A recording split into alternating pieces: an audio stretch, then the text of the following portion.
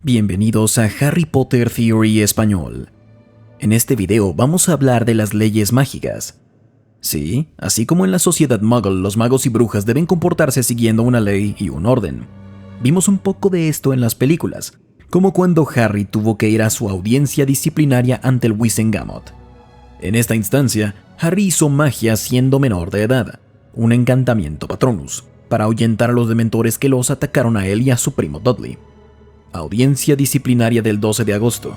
Dentro del Comité de Delitos del Decreto para la Moderada Limitación de la Brujería en Menores de Edad y de la Confederación Internacional del Estatuto del Secreto de los Brujos por Harry James Potter, residente del número 4 de Privet Drive, Little Whinging, Surrey. Afortunadamente para Harry, Dumbledore llegó y lo protegió, lo cual llevó a que Harry saliera sin cargos en su contra. Sin embargo, la magia realizada por menores de edad es solo una de las leyes de la sociedad mágica. Hay muchas más leyes que las que podrían imaginar. Hoy vamos a hablar de ellas, al menos de las que tenemos información. También debería decir que no hay que confundir la ley en términos de legislación con la ley como conjunto de principios o axiomas científicos. Por ejemplo, la ley para la magia en menores de edad es una legislación que prohíbe el uso de la magia a ese sector de la población, y la ley de Gump es un conjunto de principios científicos. Comencemos. El Estatuto Internacional del Secreto.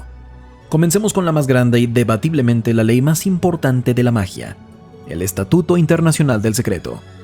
Este estatuto o ley mágica se implementó en 1692 para ocultar la existencia de magos y brujas de los Muggles. Wizarding World, antes Pottermore, dice lo siguiente: la sociedad mágica no siempre ha estado oculta, no sistemáticamente. Durante la época medieval, los magos fueron perseguidos brutalmente por Muggles, quienes le temían a la magia, pero no eran buenos para identificarla. Esto causó que muchos magos operaran en secreto de manera autoimpuesta. Magos extremistas querían una guerra contra los Muggles, pero la mayoría optó por el secreto. Una ley internacional procurada por el Ministerio de Magia de cada país, que es responsable de esconder a las sociedades, controlar bestias mágicas, seres y espíritus y asegurarse de que los magos no expongan a su comunidad. La introducción de esta ley, sin embargo, no estuvo exenta de controversia.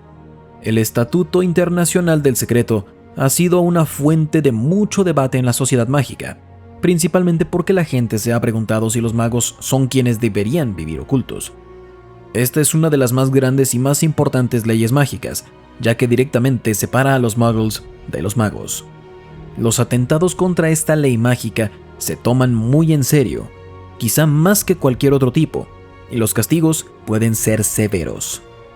Ley de Defensa de los Muggles. El anterior estatuto se creó principalmente para salvar vidas en ambos bandos, y se agregó la Ley de Defensa de los Muggles, una ley promulgada para proteger a los Muggles de objetos mágicos potencialmente dañinos.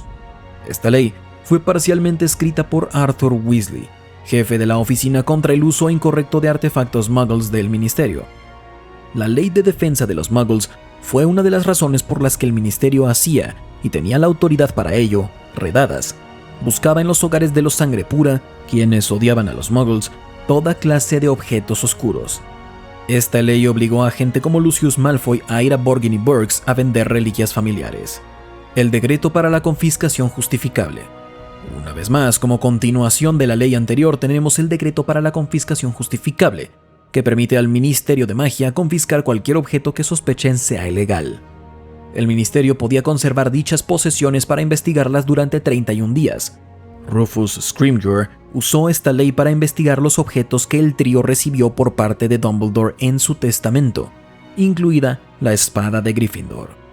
Registro de objetos de encantamiento prohibidos.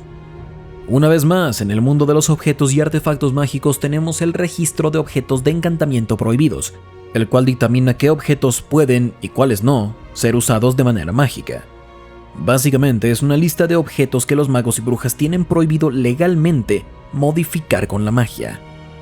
Prohibición de cría experimental. Ahora tenemos este apartado, una ley que seguramente el magizoologista Newt Scamander conoce porque él estuvo detrás de ella. Esta ley prohibió la creación de nuevas y peligrosas criaturas mágicas en Inglaterra, y se promulgó en 1965. Esta ley limitó la creación de nuevas razas al Departamento de Regulación y Control de Criaturas Mágicas, quienes llevan a cabo estos experimentos en un vigilado y, más importante, regulado entorno. Newt consideró la implementación de esta ley como su más grande logro. Un gran ejemplo de cuando esta ley se rompió fue cuando Harry y Arthur Weasley se encontraron con un empleado del ministerio que tenía una caja de cartón con una gallina que escupía fuego. No me imagino que esta criatura no haya sido producto de un experimento.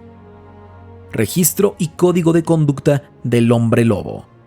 Esto se refiere a un marco legislativo sin éxito que pedía a los hombres lobo registrarse con su respectivo gobierno mágico y seguir un conjunto particular de instrucciones cada mes. El código de conducta del hombre lobo se desarrolló en 1637. Los hombres lobo debían firmarlo y prometer no atacar a nadie, sino encerrarse en cada luna llena. Para sorpresa de nadie, no hubo firmas, ya que nadie estaba preparado para ir al ministerio y admitir ser un hombre lobo, un problema que más adelante compartió el registro de hombres lobo. Durante años, este registro de hombres lobo, en el que cada uno de ellos debía registrar su nombre y detalles personales, se ha mantenido incompleto y no es confiable porque muchos de los recién mordidos buscan ocultar su condición para escapar de la inevitable vergüenza y exilio. Vamos a la siguiente. Registro de animagos. Un animago es un mago o bruja capaz de transformarse en animal a voluntad. Es una habilidad excepcional, conseguida por muy pocos, pero con el conocimiento de esta habilidad única viene la responsabilidad de registrar ese estatus en el Ministerio de Magia. Este registro incluye revelar la forma animal de uno y las señas particulares. La razón de que exista este registro es asegurar que los animagos no abusen de sus habilidades y que el ministerio pueda tenerlos vigilados. La siguiente en nuestra lista es Código de Uso de Varitas. El Código de Uso de Varitas se explica solo, una ley mágica que regula estos objetos mágicos. Su antecesor fue el Veto de Varitas de 1631. Esta ley es todo menos progresista y dice que ninguna criatura no humana tiene permitido llevar o usar una varita. Esta ley excluye a otros seres mágicos como duendes y elfos de usar estas herramientas, algo contra lo que lucharon los duendes. Esta ley es particularmente injusta, ya que no hay razón para que los duendes, clave en la sociedad mágica, no tengan derecho a usar una de ellas. Decreto para la prudente limitación de la magia en menores de edad. Esta ley, presentada en 1875, prohíbe el uso de la magia a menores fuera de la escuela.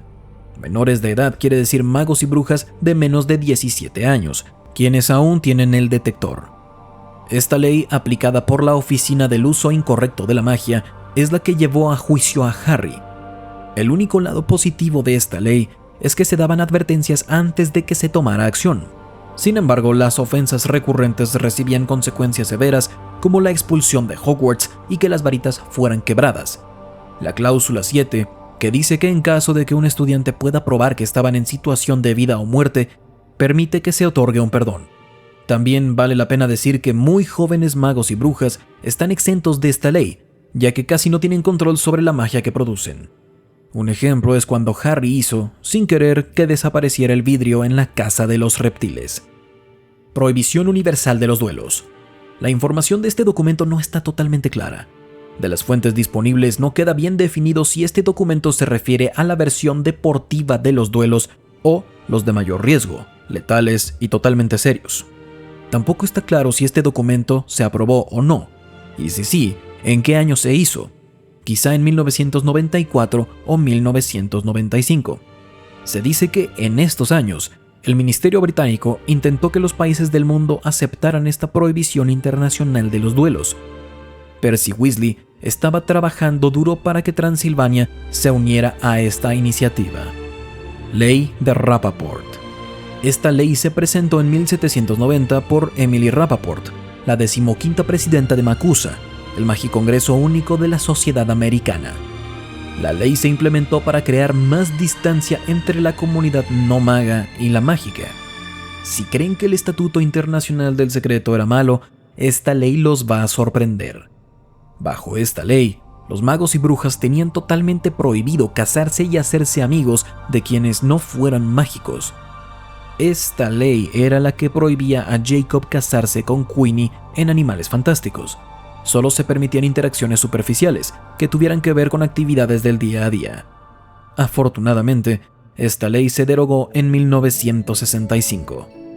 Orientaciones para el trato de los seres no mágicos parcialmente humanos.